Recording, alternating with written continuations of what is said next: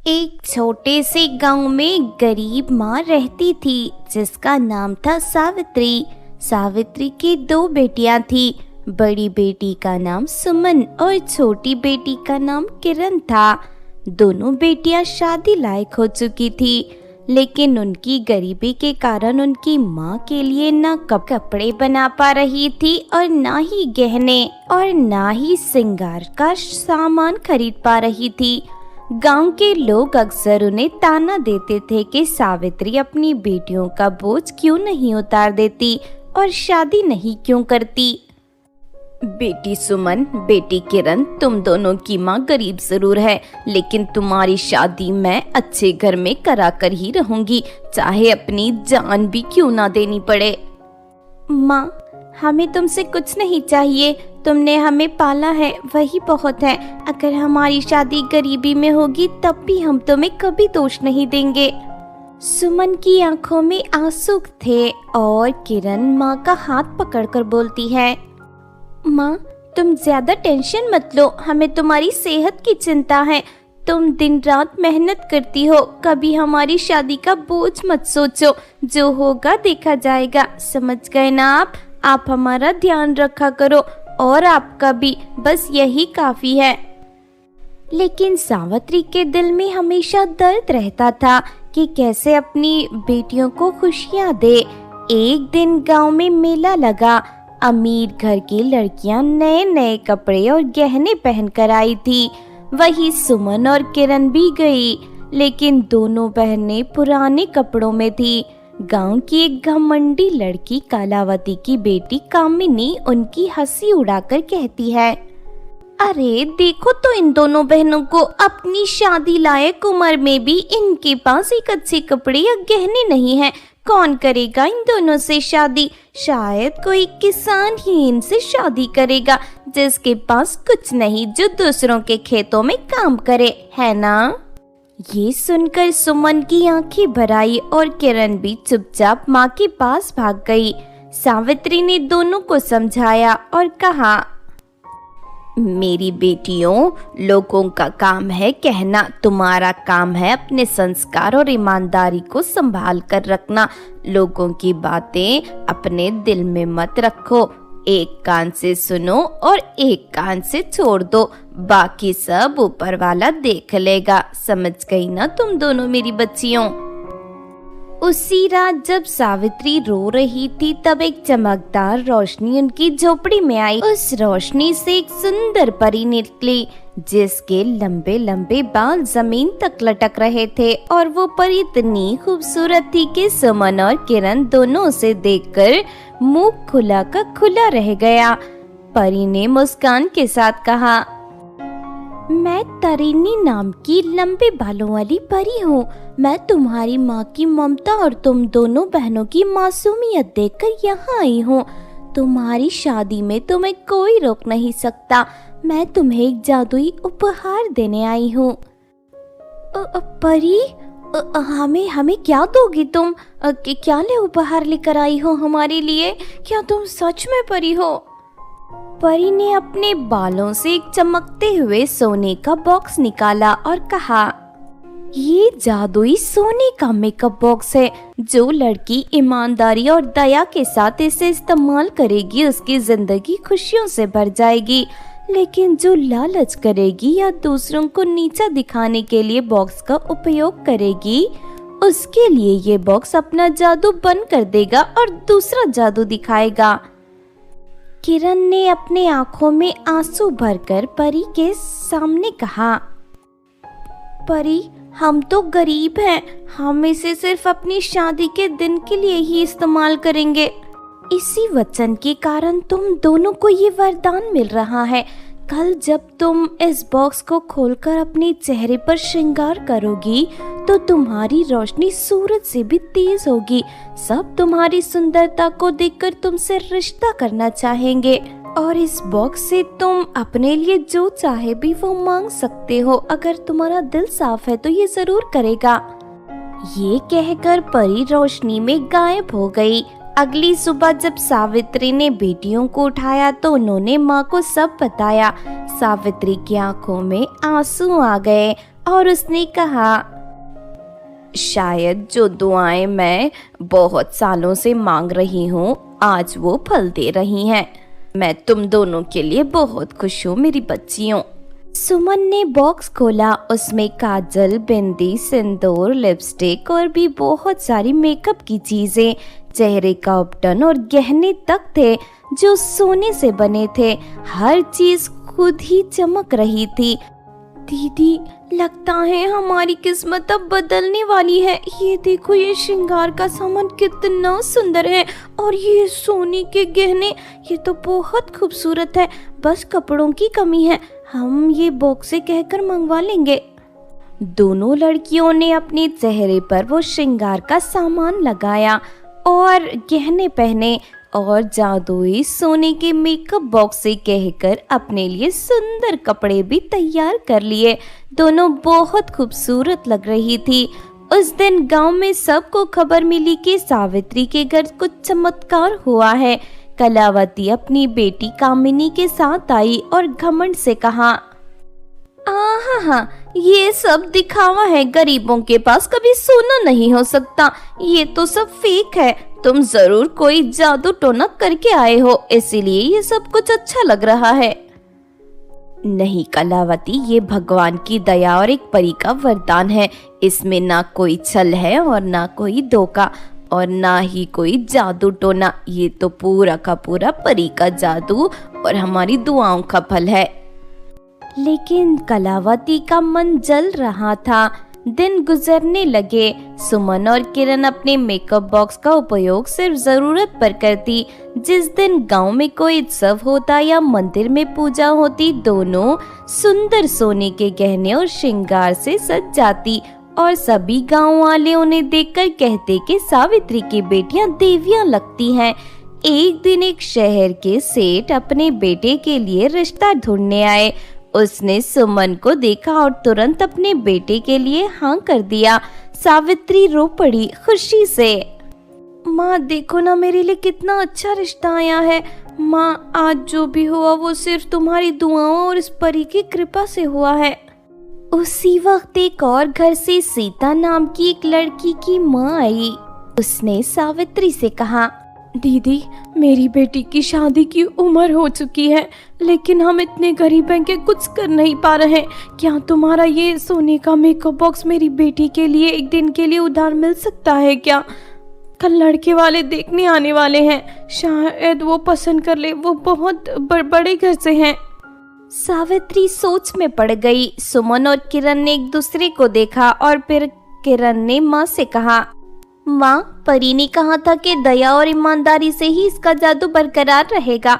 मुझे लगता है हमें सीता दीदी की मदद करनी चाहिए। ये तो सिर्फ हमारे लिए नहीं है, सभी लड़कियों के लिए है जो गरीब हैं, जिनकी शादी नहीं हो पा रही है। ये तो जादुई शादी का मेकअप बॉक्स है ना।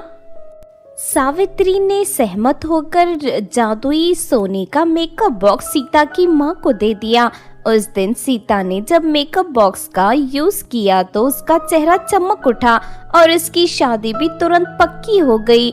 वो बहुत ही सुंदर लग रही थी गहने और कपड़ों में। गांव के लोग हैरान थे कि ये जादुई सोने का मेकअप बॉक्स सिर्फ खुद के लिए नहीं बल्कि दूसरों की मदद करने पर भी अपना जादू दिखाता है। पर कलावती को ये बात पसंद नहीं आई। उसने अपनी बेटी कामिनी से कहा, हमें किसी भी तरह ये बॉक्स चुरा कर अपने पास रखना होगा, तभी तुम गांव में सबसे अमीर और सुंदर बन पाओगे। और इस जादुई मेकअप का हम इस्तेमाल पैसे कमाने के लिए करेंगे। जिसकी शादी नहीं हो पा रही है, हम उनसे बहुत सारे पैसे लेंगे। जो अमीर हैं वहां जाएंगे और उनकी बेटियों की शादी का वादा करके पैसे लूटेंगे। समझ गई ना तुम कामिनी? अपनी माँ की बातें सुनकर कामिनी का मन लालच से भर गया। उसकी आंखें चमक उठी। लेकिन उनकी बातों को किरण ने सुन लिया और माँ के पास भागकर सब बता दिया। सावित्री ने अपनी बेटियों से कहा, मेरी बच्चियों, लालच हमेशा इंसान को बर्बाद कर देता है। हमें अपना ध्यान रखना होगा। हमें अपने मन में लालच नहीं लाना चाहिए। उसी रात एक तेज आंधी आई और जादुई सोने का मेकअप बॉक्स खुद ब खुद अपनी चमक से हवा में उड़कर सावित्री की चारपाई के नीचे छुप गया। जब रात को कलावती और कामिनी चुराने आई जादुई मेकअप बॉक्स को तो वो उन्हें कहीं नहीं मिला। कामिनी बहुत गुस्सा हो गई। माँ, लगता है बॉक्स हमारी किस्मत में नहीं है, ये तो यहाँ है ही नहीं। मैंने तो पूरा घर छान लिया, पता नहीं कहाँ है। नहीं बेटी, हम हार नहीं मानेंगे। चलो यहाँ से चलते हैं, ये उठ जाएंगे, हम फिर आएंगे यहाँ पे बॉक्स को चुराने। कलावती और उसकी बेटी कामिनी के मन में लालच दिन ब दिन बढ़ता जा रहा था। हर दिन वो सावित्री और उसकी बेटियों को देखकर जलन से जल उठती थी। गांव के लोग सावित्री की बेटियों की तारीफ करते, कहते कि आज तक गांव में ऐसी ईमानदार और सुंदर लड़कियां नहीं देखी गई जो अपना सुख दुख बांटकर सबके साथ चलती हो। एक दिन कलावती ने कामिनी से कहा, बेटी, किसी भी तरह हमें वो मेकअप बॉक्स को चुराना ही होगा। अगर वो हमारे पास आ जाए तो तुझे भी शहर के सेठ के घर रिश्ता मिल जाएगा और तू भी राजकुमारी जैसी जिंदगी जिएगी। फिर सावित्री और इसकी बेटियों की चमक को कोई याद नहीं करेगा। हाँ माँ, मुझे भी वही मेकअप बॉक्स चाहिए। बिना उसके मैं अपनी शादी किसी गरीब घर में नहीं करना चाहती। मुझे सिर्फ शहर के सबसे बड़ी अमीर दूल्हा चाहिए। फिर से उन दोनों की बातें सुमन ने सुन ली और वो घर भागकर आई और माँ से कहा, मामा, कलावती और कामिनी अभी भी मेकअप बॉक्स चुराने की प्लानिंग कर रही हैं। मुझे डर है कि कहीं हमारी इज्जत और हमारी खुशी चली न जाए। सावित्री ने बेटी को गले लगाया और कहा, लालच हमेशा खुद को बर्बाद करता है। तुम चिंता मत करो, जो परी का वरदान है उसे कोई चुरा नहीं सकता, क्योंकि ये बॉक्स सिर्फ उसी के पास रहता है जो ईमानदारी से जीता है और दूसरों की मदद करता है। चिंता मत कर मेरी बच्ची, कुछ नहीं होगा। दिन बीतते गए और गांव में फिर से एक मेला लगा। इस बार मेले में शहर के और भी बड़े लोग आए। वहां किरण को देखकर एक बड़े जमींदार ने अपने बेटे के लिए रिश्ता भेज दिया। सावित्री के घर में खुशी की लहर दौड़ गई। किरण ने माँ का हाथ पकड़ा और कहा, माँ, आज मुझे लगता है कि हमारी जिंदगी बदलने लगी है। परी ने सच कहा था कि ये मेकअप बॉक्स हमें खुशियाँ देगा, लेकिन मुझे एक डर है कि कलावती इस रिश्ते को बिगाड़ने की कोशिश ना करे। हाय, वो रिश्ता तो किरण के लिए नहीं बल्कि मेरी बेटी कामिनी के लिए था। सावित्री की बेटी ने जादू से सबको अपना बना लिया है। ये जादूगरनी है, ये चुड़ैल लगती है। गांव वाले एक पल के लिए भ्रमित हो गए। कुछ लोग कलावती की बात में आ गए, लेकिन उसी समय सावित्री ने कहा, गांव वालों, हमने कभी किसी का बुरा नहीं सोचा। हमने तो अपने मेकअप बॉक्स का उपयोग के सब के लिए किया। सीता बेटी को भी इसी की वजह से अच्छा रिश्ता मिला था। अगर हम लालच करते तो कभी दूसरों की मदद नहीं करते, और गांव की और भी बाकी लड़कियों की हमने मदद की है इस जादुई सोने के मेकअप बॉक्स से। गांव वाले चुप हो गए और समझ गए कि कलावती की बातें सिर्फ झूठ नहीं, जलन है। लेकिन कलावती रात को फिर मेकअप बॉक्स चुराने आई।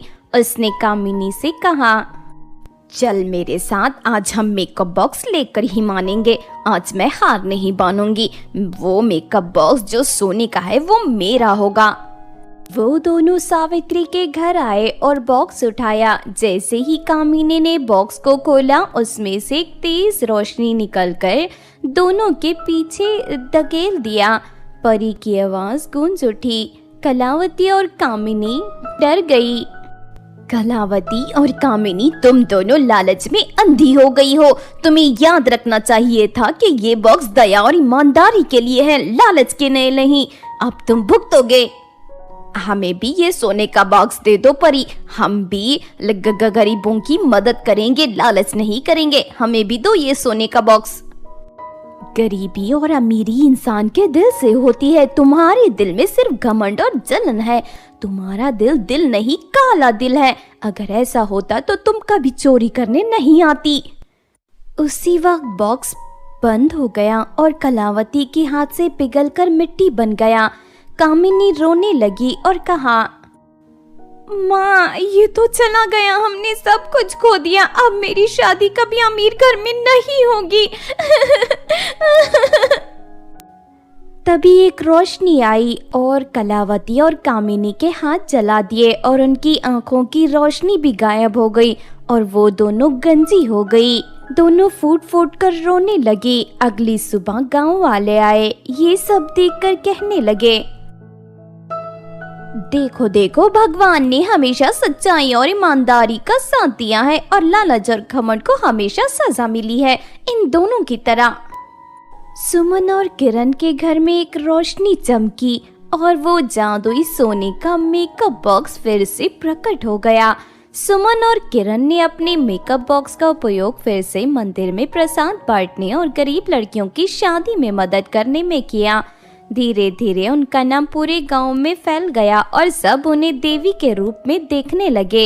एक दिन फिर परी उनके घर आई। अपने लंबे बालों को लहराते हुए बोली, लड़कियों, तुमने मेरे वरदान का सही उपयोग किया, ईमानदारी से निभाया।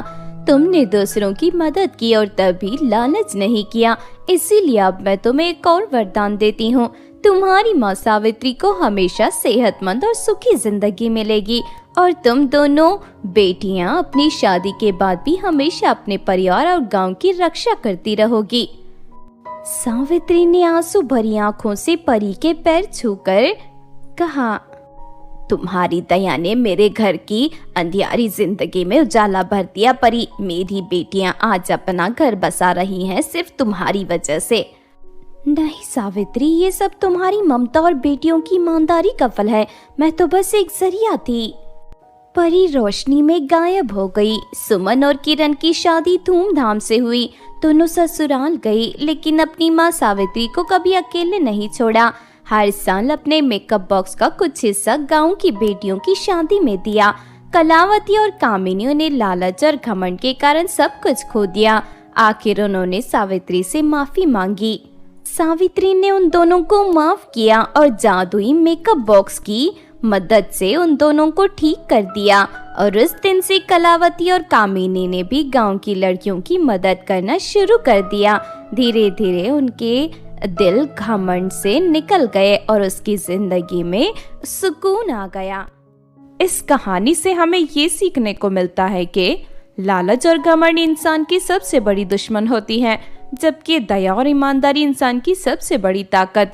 जो इंसान अपने सुख को दूसरों के साथ बांटता है, उसके घर कभी खुशियां कम नहीं होती।